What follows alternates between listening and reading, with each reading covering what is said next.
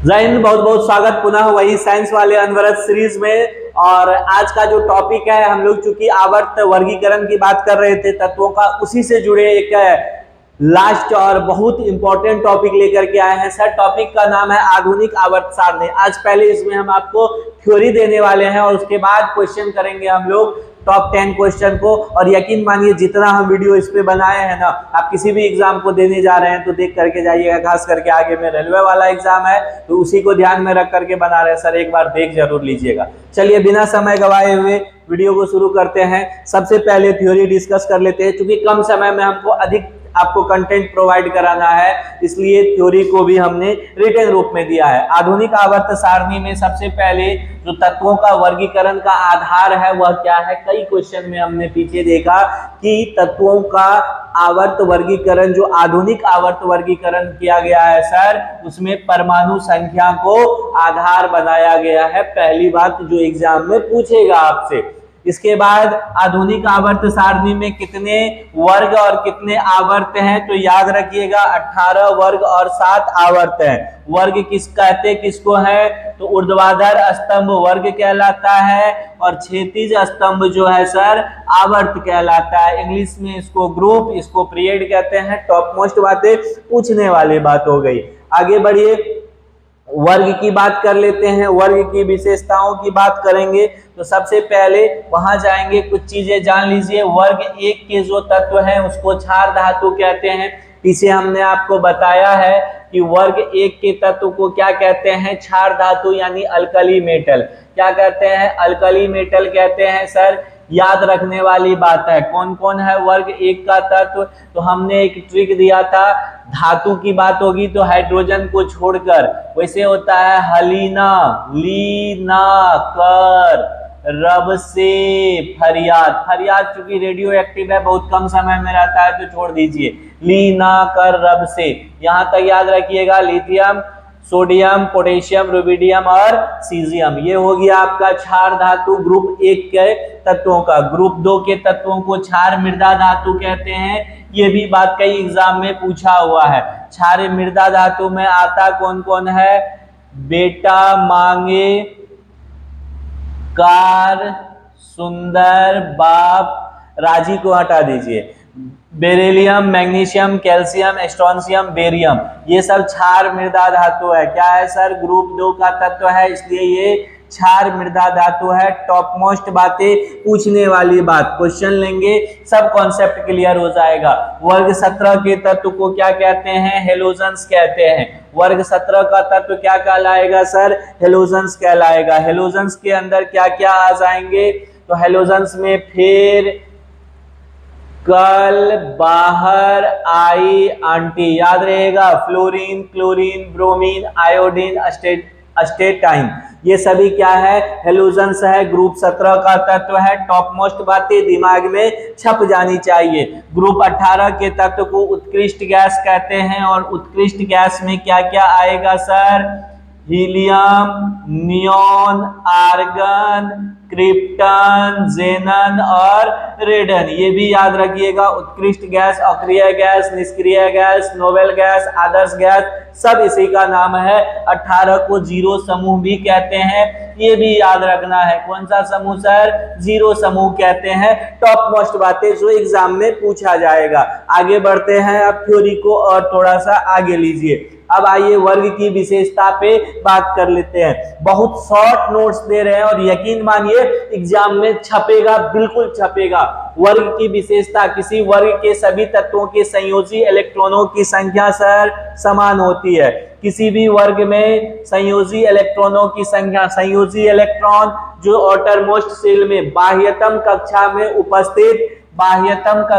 उपस्थित, बाह्यतम कक्षा का इलेक्ट्रॉन को संयोजी इलेक्ट्रॉन कहते हैं और संयोजी इलेक्ट्रॉनों की संख्या समान होगी। जैसे अगर फर्स्ट ग्रुप में आ जाइएगा तो hydrogen, lithium, sodium, potassium, rubidium, caesium, सब में एक एक होगा। कितना होगा सर, संयोजी इलेक्ट्रॉन एक होगा, आप देख सकते हैं। किसी वर्ग के सभी तत्वों की संयोजकता भी समान होती है। चूंकि संयोजी इलेक्ट्रॉन समान होगा तो संयोजी इलेक्ट्रॉन के हिसाब से ही संयोजकता होता है। अगर संयोजी इलेक्ट्रॉन की संख्या 3 से कम हो, अगर संयोजी इलेक्ट्रॉन की संख्या सर 3 से कम हो तो वही संयोजकता 4 से कम लिख दीजिए, 4 से कम हो, 4 से कम मतलब 1 2 3 संयोजी इलेक्ट्रॉन हो तो संयोजकता 1 2 3 ही हो जाता है। और अगर संयोजी इलेक्ट्रॉन की संख्या 8 से अधिक होता है तो उसको 4 से अधिक होता है, 4 से अधिक होता है, कितना सर 4 से अधिक होता है तो 8 में से घटा देंगे, जैसे 5 होगा तो 8 में से घटा करके 3, लेकिन माइनस में, क्योंकि 4 से अधिक अधातु के संयोजी इलेक्ट्रॉन होते हैं। 8 में से 6 घटाइएगा 2 माइनस में। तो ये सभी याद रखिएगा, जो कॉन्सेप्ट आपको दे रहे हैं बहुत इंपॉर्टेंट है। ऊपर से नीचे जाने पर क्या होगा, तत्वों का आकार बढ़ेगा कि घटेगा। किसी भी समूह में ऊपर से नीचे आइएगा तो कक्षाओं की संख्या क्या होती है, बढ़ती है, कक्षाओं की संख्या बढ़ती है, इसलिए आकार भी क्या होगा सर, आकार बढ़ेगा। ऊपर से नीचे आने पे आकार बढ़ेगा, ऊपर से नीचे आने पे आकार बढ़ेगा, याद रखिएगा। आगे बढ़िए, किसी वर्ग में ऊपर से नीचे आने पर तत्वों के विद्युत ऋणात्मकता घटते जाते हैं। क्योंकि ऊपर से नीचे आने पे आकार बढ़ेगा तो विद्युत ऋणात्मकता क्या होगा, घटते जाएगा, टॉप टू बॉटम याद रखिएगा। किसी तत्व में विद्युत ऋणात्मकता होता क्या है, इलेक्ट्रॉन को बेईमानी करने की टेंडेंसी, इलेक्ट्रॉन को बेईमानी करने की टेंडेंसी, याद रहेगा, दिमाग में छप गया। इलेक्ट्रॉन को बेईमानी करने का टेंडेंसी मतलब इलेक्ट्रॉन को आकर्षित करने की क्षमता जो होती है सर, उसी को विद्युत ऋणात्मकता कहते हैं। किसी आवर्त में बाएं से दाएं जाने पर आयनन ऊर्जा क्या होगा, बढ़ता है। आवर्त में बाएं से दाएं जाने पे आयनन ऊर्जा बढ़ता है, याद रखिएगा। आवर्त में बाएं से दाएं जाने पर विद्युत ऋणात्मकता भी बढ़ता है, ये भी बात आपको याद रखना है।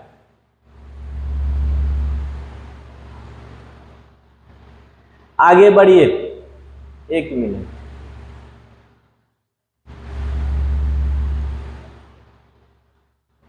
कुछ बातें जो इसमें छूट गई है पहले उसको जो है हम लिख देते हैं यहाँ। ये वर्ग की बात हो गई। वर्ग में क्या क्या हमने कहा कि ऊपर से नीचे आने पे आकार बढ़ेगा, ऊपर से नीचे जाने पर क्या क्या होगा, पहला आकार का क्या होगा, आकार बढ़ेगा, आकार क्या होगा, बढ़ेगा। उसके बाद विद्युत ऋणात्मकता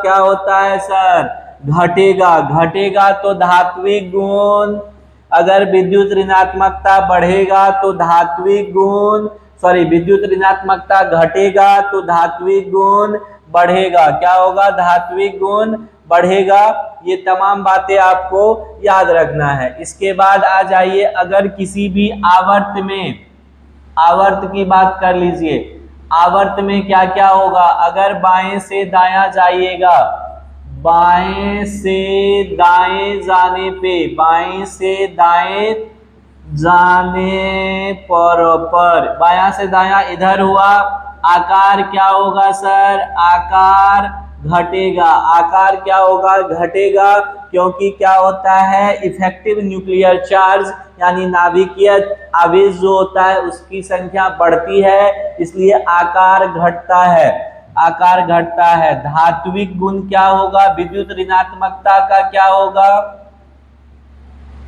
विद्युत ऋणात्मकता क्या होगा सर, बढ़ेगा। विद्युत ऋणात्मकता बढ़ने का मतलब धात्विक गुण का क्या होगा, धात्विक गुण क्या होगा, धात्विक गुण घटेगा, और धात्विक गुण क्या होगा, और धात्विक गुण क्या होगा, वो बढ़ेगा। ये तमाम बातें। अब साइज जैसे जैसे बड़ा होगा, तो साइज अगर बड़ा होगा तो मेल्टिंग पॉइंट, बॉइलिंग पॉइंट घटेगा कि बढ़ेगा, घटेगा। ये तमाम बातें याद रखिएगा।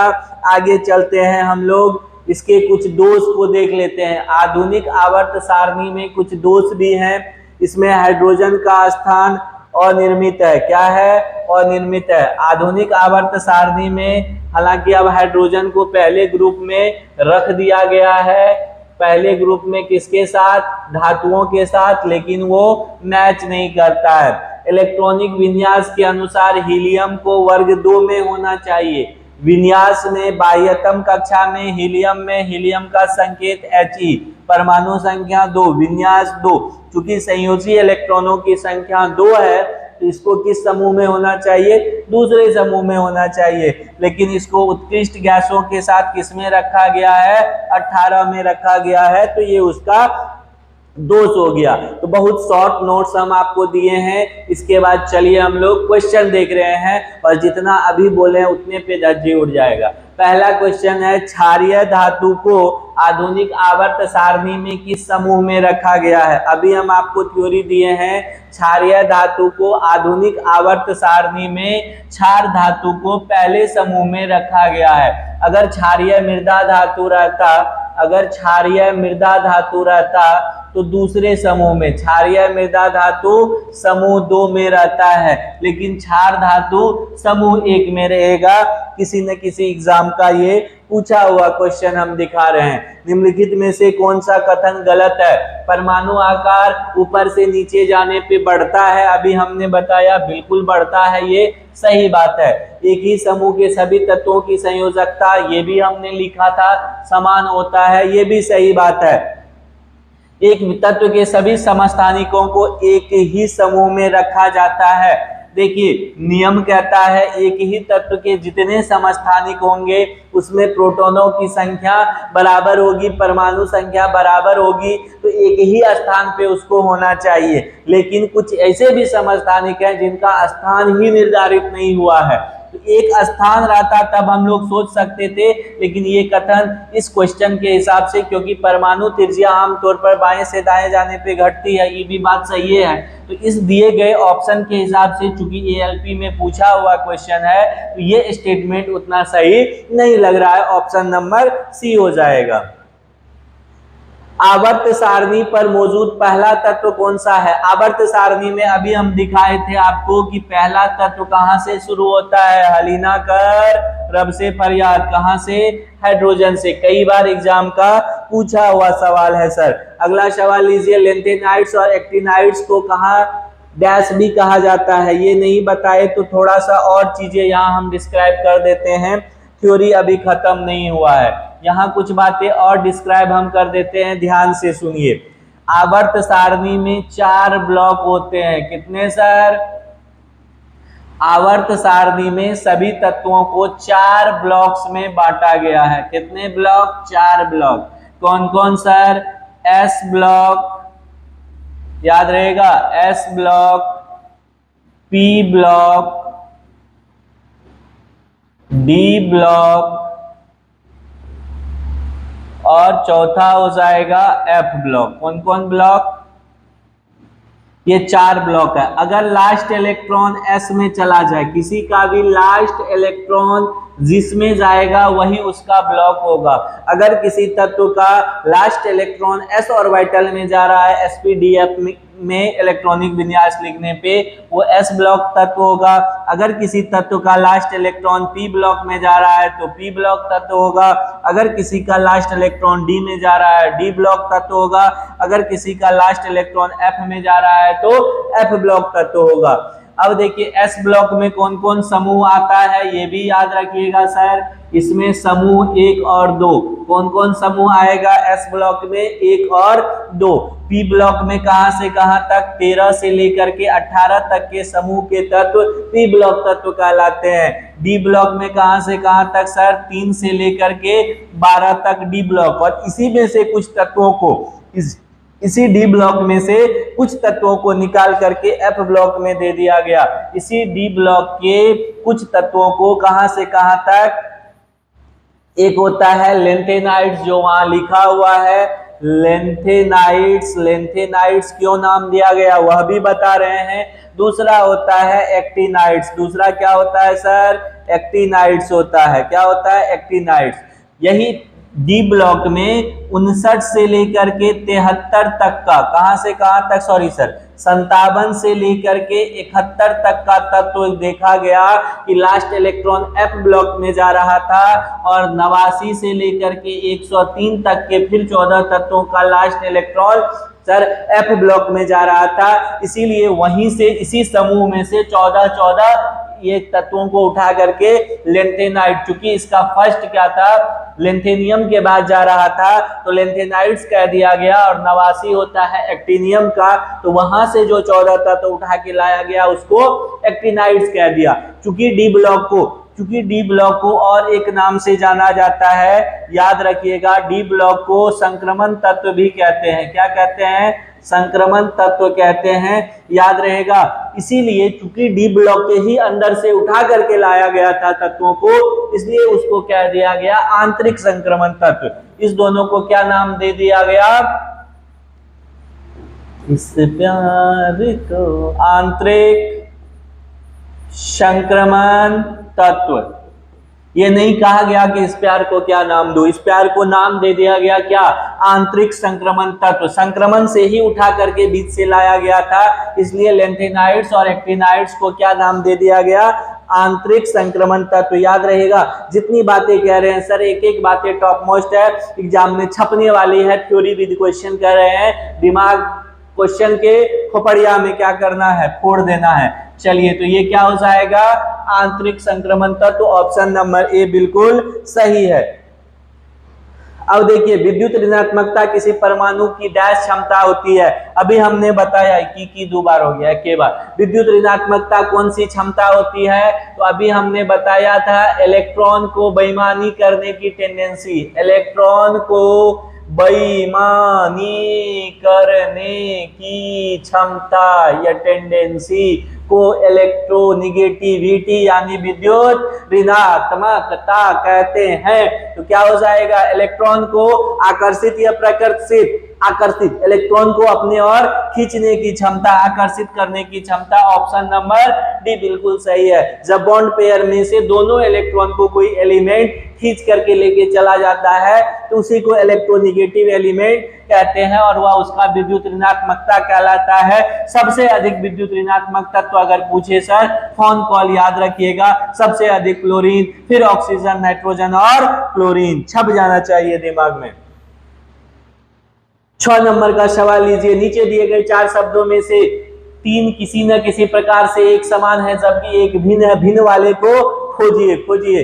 Germanium, silicon, potassium, gallium. जल्दी बताइए क्या हो जाएगा। जो लोग कह रहे हैं, देखिए जर्मेनियम क्या है? उपधातु है, सिलिकॉन भी उपधातु है, गैलियम भी उपधातु है, लेकिन पोटेशियम सर धातु है। धातु मतलब मेटल है, तो इसीलिए ई अलग है। नहीं कहते हैं ना शोभते शवा मध्य अंश मध्य यथा, इन उपधातुओं के बीच में एक धातु शोभा नहीं दे रहा था, वही भिन्न है, यानी पोटेशियम बिल्कुल अलग है, भिन्न है। आगे बढ़िए। आवर्त सारणी में एल्युमिनियम विकर्णता किससे संबंधित है? हाँ, यहाँ भी एक थ्योरी हम आपको दे देते हैं, बहुत काम आएगा सर।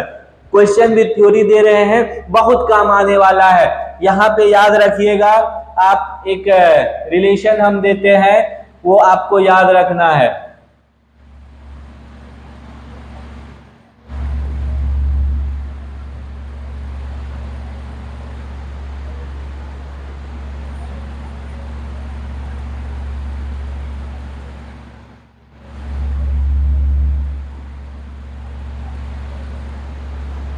यहां हो जाएगा नमक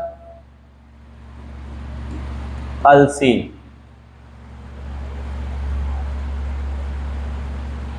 क्या हो जाएगा? लीबेवग्नोफेने। हाँ, लीबेवग्नोफेने, और यहाँ हो जाएगा नमक अलसी। देखिए, ये डायगोनली एक दूसरे से कौन किससे संबंधित है? तो ली Mg से, उसके बाद BeAl से, VSI से। ये फिर अगला से इस तरह से विकर्णता संबंधित होता है, यानी इसके यौगिकों के गुणधर्म लगभग कुछ यौगिकों के समान होते हैं। विकर्णता संबंधित मतलब वही हुआ। अगर लिथियम आपसे पूछे तो मैग्नीशियम से होगा, और बेरिलियम का पूछे तो एल्यूमिनियम से। यहाँ किससे पूछा है? एल्यूमिनियम का। एल्यूमिनियम किससे सर? बेरिलियम से। ली बे बक तक लिख लीजिएगा, नमक अलसी लिख दीजिएगा, काम हो जाएगा। लिथियम मैग्नीशियम से, बेरिलियम एल्यूमिनियम से, बोरॉन सिलिकॉन से। तीनों जोड़ा जो है ना, ये बहुत इंपॉर्टेंट है। तीनों जो जोड़ा हम लगाए हैं सर, ये तीनों जोड़ा समझिए रामबाण है आपके एग्जाम के लिए, याद रखिएगा। तो एल्यूमिनियम किससे? बेरिलियम से। मैग्नीशियम किससे? लिथियम से। सिलिकॉन किससे? बेरिलियम से, सॉरी बोरॉन से। उल्टा भी, लिथियम मैग्नीशियम से, बेरिलियम एल्यूमिनियम से, बोरॉन सिलिकॉन से। यहाँ पूछ रहा है एल्यूमिनियम, एल्यूमिनियम किससे हो गया? किससे हो गया? किससे हो गया? बेरिलियम से। ऑप्शन नंबर ए बिल्कुल सही है, जेई का पूछा हुआ सवाल है, धज्जी उड़ा देना है। 8 नंबर, सामान्यतः परिवर्ती संयोजकता प्रदर्शित करते हैं। सामान्यतः परिवर्ती यानी चेंजेबल यानी वेरिएबल वैलेंसी। वेरिएबल वैलेंसी अभी हम पढ़ाए थे। डी ब्लॉक एलिमेंट जो होता है सर, डी ब्लॉक एलिमेंट जिसको क्या कहते हैं? संक्रमण तत्व भी कहते हैं, संक्रमण तत्व भी कहते हैं, संक्रमण तत्व भी कहते हैं। यह क्या समझ शो करता है? वेरिएबल वैलेंसी को शो करता है, वेरिएबल वैलेंसी को शो करता है, याद रखिएगा। इसलिए यह परिवर्ती संयोजकता कौन करेगा? डी ब्लॉक के तत्व करेंगे, अधातु नहीं करेंगे, एस ब्लॉक नहीं करेंगे, गैसीय तत्व नहीं करेंगे। D block element variable valency show करेगा। रिसेंट पूछा हुआ सवाल है। अगला लीजिए 9वां सवाल। आधुनिक आवर्त सारणी में परमाणु संख्या 11 से 18 वाले तत्व किस आवर्त में होंगे? आवर्त किसकी कितनी आवर्त? जिसमें कक्षाओं की संख्या, आवर्त संख्या बराबर सर, आवर्त संख्या बराबर कक्षाओं की संख्या, कक्षाओं की संख्या, आवर्त संख्या बराबर कक्षाओं की संख्या। जिसके पास जितना आवर्त होगा उतने कक्षा होगा, या जितना कक्षा होगा उतने आवर्त होगा। तो जिसका एटॉमिक नंबर 11, वैसे पहचान तो लिए ही होंगे हम हैं कौन। ये कौन है 11 एटॉमिक नंबर वाला? सोडियम होता है। सोडियम का संकेत Na होता है, क्योंकि इसका लैटिन नेम नेट्रियम होता है। तो जिसका 11 है, अगर उसका कॉन्फ़िगरेशन लिखिएगा 2 8 1 होगा। तो इसमें कितने आवर्त बनेंगे? चूंकि 3 कक्षा बन रहा है KLM, इसलिए आवर्त भी कितने होंगे? 3। इसकी आवर्त की संख्या कितनी हो जाएगी? 3। ऑप्शन नंबर डी बिल्कुल सही है। टिक मार के धज्जी उड़ा दीजिए। अगला सवाल लेते हैं। 10वां सवाल। आधुनिक आवर्त सारणी में मौजूद ऊर्ध्वाधर स्तंभों को क्या कहते हैं? हमने बड़ी डिटेल में कई क्लास में और आज भी थ्योरी में बताया है। ऊर्ध्वाधर स्तंभ समूह कहलाता है, ऊपर नीचे वाला समूह। और पड़ी रेखा वाला स्तंभ जो होता है इसको आवर्त कहते हैं। इसको क्या कहते हैं सर? आवर्त कहते हैं। याद रहेगा क्या कहते हैं? आवर्त। तो ये पूछ रहा है ऊर्ध्वाधर, ऊर्ध्वाधर मतलब ऊपर नीचे वाला। ऊर्ध्वाधर क्या कहलाएगा? क्या कहलाएगा? समूह कहलाएगा। क्या कहलाएगा? समूह। ऑप्शन नंबर डी बिल्कुल सही है। इसमें 10 क्वेश्चन ही आज लिए हैं, लेकिन यकीन मानिए जब आप थ्योरी के साथ इस क्वेश्चन को देखिएगा ना, क्वेश्चन के साथ साथ थ्योरी भी हुआ है, तो आपको एग्जाम में सब बहुत मजा आएगा। इतना मजा आएगा कि आप दम भर जो है तोड़ के आइएगा क्वेश्चन को। बस बने रहिए।